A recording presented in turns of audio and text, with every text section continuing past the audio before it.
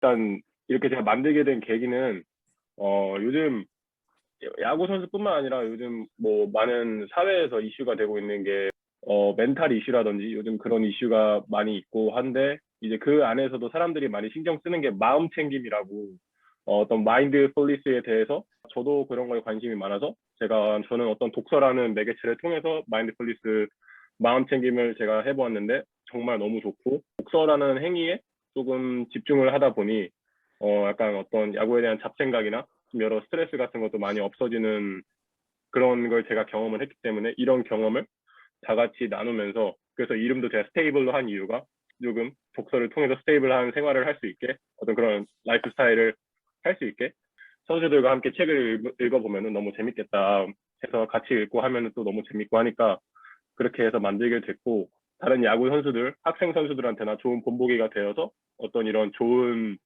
문화를 조금 정착시키고 싶은 게 가고 싶은 방향입니다, 저의. 여기서 이제 마음 챙김 그런 단어라든가 네네. 표현이 나온 게 너무 놀랍고 진짜 네. 너무 좋고 그게 네네. 왜냐하면 마음 챙김이라는 게 마인드풀리스라고 하는 게 사실은 좀 불교적인 용어로 해석하시는 분들이 있는데 사실은 그렇죠, 이게 그렇죠. 메이저리그나 미국 야구 쪽에서는 이제 마인드풀리스 맞아요. 이런 거를 너무 네. 그냥 일상어처럼 쓰고 있거든 사실은. 맞아요, 맞아요. 음, 이게 이제 불교에서 유래한 수행법 일종의 음, 음. 수행법의 네네. 하나이긴 하지만 워낙 그렇죠, 또 그렇죠. 미국은 네. 우리나라보다는 뭐 그런 쪽에 열려 있고 그걸 또 얘네들이 프로그래머화, 모듈화, 상품화 하는 음. 건 또 얘네들이 또 네. 기가 막히게 잘하잖아. 그렇죠. 실용주의, 마인드풀리스를 정말 운동선수들 네. 맞게 잘 적용해서 하고 있는데 우리나라는 그런 거에 비하면 이제 좀 아직까지 이제 정신력, 멘탈이라는 영역이 음. 어떤 끈기, 네. 의지, 그렇죠. 이겨내기 네. 이런 거에 아직 머물러 있거든. 네, 그러니까 맞습니다. 정신력에 난 여러 가지 측면이 있는데 체력에도 뭐 당연히 근력, 지구력, 순발력 뭐 다양한 요소들이 있지만 우리 마음에도 여러 가지 영역이 있잖아요.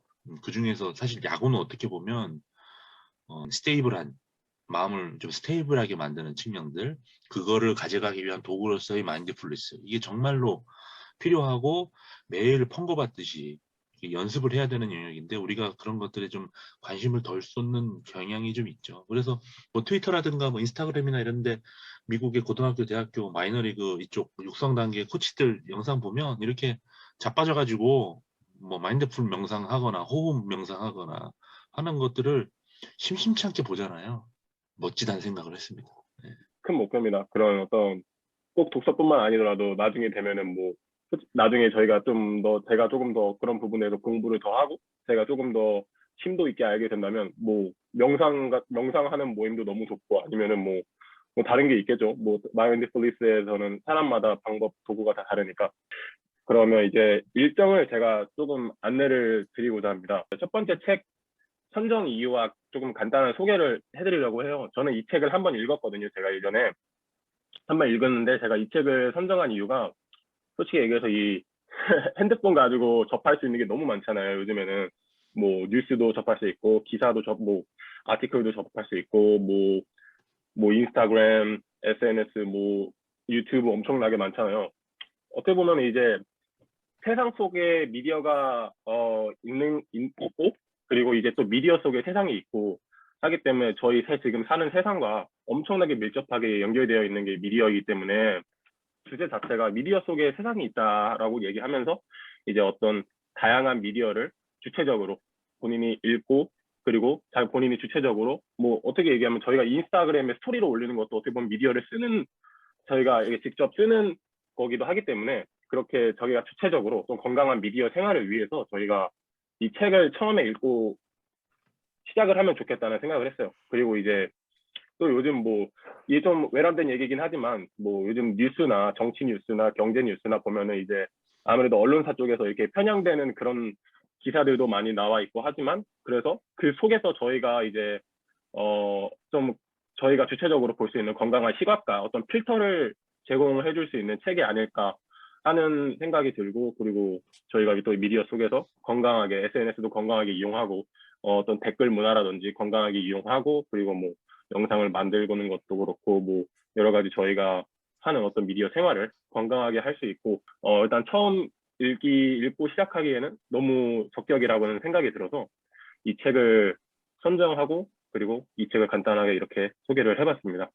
듣고 나서 조금 덧붙이면 혼자 얘기하면은 심심할 것 같아서 네, 미디어는 이제 야구 운동 선수들한테도 앞으로 굉장히 중요해지고 있죠. 그걸 사용하는 그렇죠. 측면이나 그러니까 소비자로 이용하는 측면, 생산자로 이용하는 측면 두 가지 다 중요한데 특히나 네네네. 예를 들면 뭐 야구 선수다 그러면 이제 네, 온갖 야구 정보들도 많고 네, 자칫하면 특정한 정보를 가지고 맥락 없이 상황 없이 그냥 일방적으로 받아들이고 그게 진실인 것처럼 생각해서 자신의 어떤 훈련이나 어떤 경기에 적용할 때 이제 낭패를 겪을 가능성도 있는 거고 그리고 이용하는 측면에서도 미디어가 갖고 있는 기본적인 속성을 좀 잘 이해를 해야 나는 뭐 이렇게 운동선수들이 뭐 사고 날까봐 SNS를 사용하지 말라고 하는 입장에는 저는 반대거든요.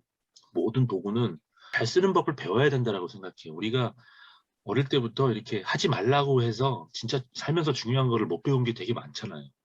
싸우는 것도 그렇고 다툼도 사실은 어느 정도 필요한데 서로 간에 인간 그렇죠, 간에 그렇죠, 그렇죠. 잘 네, 싸우고 잘 화해하는 법을 배워야 되는데 자꾸 싸우지 말라고만 하거든.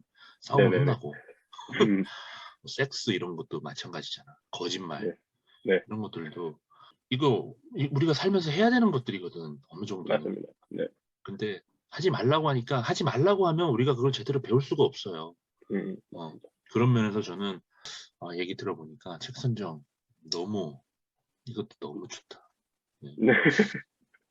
그러니까요. 이 책이 되게 뭔가 엄청 격식 있는 강의는 아니지만 그래도 엄청 캐주얼한 강의를 잘 들으면서 나의 어떤 주체적인 생각을 만들기에는 더할 나위 없이 좋다라는 생각이 들어서 저도 이 책은 너무 좋은 책이라고 생각을 해서 읽었습니다.